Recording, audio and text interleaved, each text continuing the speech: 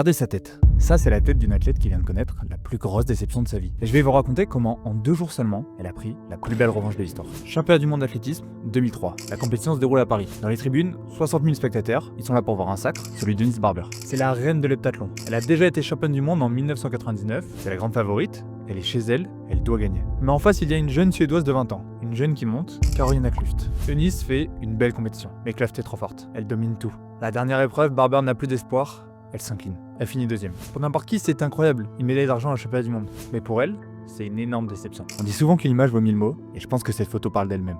Elle voulait l'or, devant son public, et elle a échoué.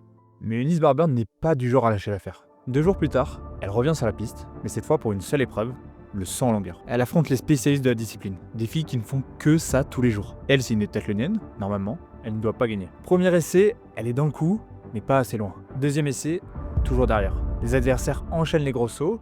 On arrive au dernier essai, son ultime chance. Elle s'élance, elle s'arrache, elle atterrit. C'est fait 6,99, elle est championne du monde. C'est fait. Eunice Barber est championne du monde de la longueur. 6,99 m. Eunice Barber est championne du monde du saut en longueur.